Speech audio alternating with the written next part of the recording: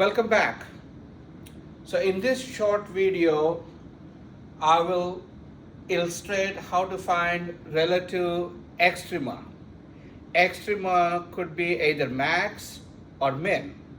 In layman terms, either peaks or valleys. How to find those x values, and also how to find the relative maximum and minimum values by means of an example. This content is from section 13.2. So here's a function. The function is given by polynomial. So it is defined all over the number line, and our job is to find the points where it has peaks and where it has valleys. In some situations, there could be multiple peaks and multiple valleys. Let's get to it. So to find the x values of the points where the function has max or min, you got to find the critical numbers. Critical numbers are the numbers that give you x value where you have peaks or valleys, x values of the points. So to find the critical numbers, you got to compute f prime of x. So critical numbers.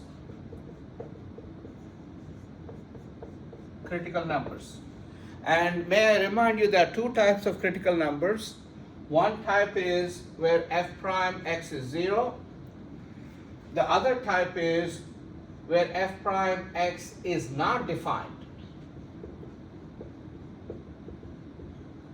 And if you have a denominator, or if you have square roots, stuff like that, there might be points where f prime is not defined. But that is not the case here because we have a polynomial. Polynomial is differentiable everywhere. So this is not applicable in this example. Not applicable in this example. That's because the function is differentiable. So let's compute f prime of x. F prime of x is 3x squared. Derivative of x squared is 2x times 6, so it's 12x. Derivative of 9x is 9 plus 9. Derivative of constant is 0. So this is the derivative. Now we got to set that equal to 0. 3x squared plus 12x plus 9 equals 0. I could cancel 3 here. So let me write here. I could cancel 3 throughout the equation. So I have x squared plus 4x plus 3 equals 0. Notice that this is different than f prime because we canceled out a common factor. Keep note of that. Now you need to factor this. As I said before, either you could factor this or you could use quadratic formula. In this case, the factors are x plus 3 times x plus 1 equals 0. That means either x plus 3 is 0 or x plus 1 is 0. That means x is either negative 3 or negative 1. So there are two critical numbers. So the critical numbers are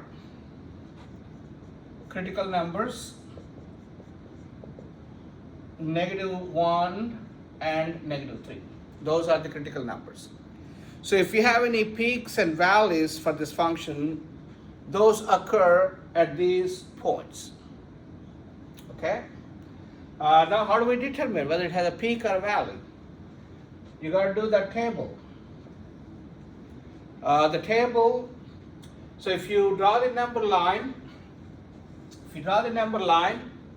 and plot the critical numbers, -3 comes first, -1, on this side is going to infinity, on that side is going to infinity, plus infinity, on this side is going to negative infinity.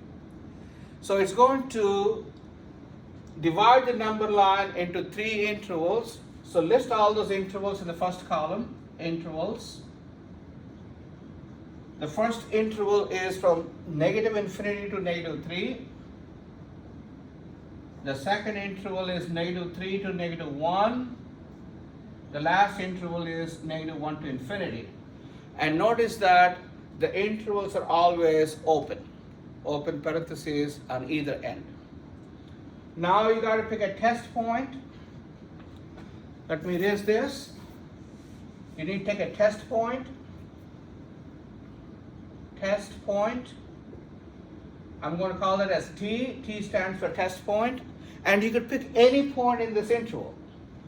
Any point in this interval. So I'm going to pick -4 as a test point.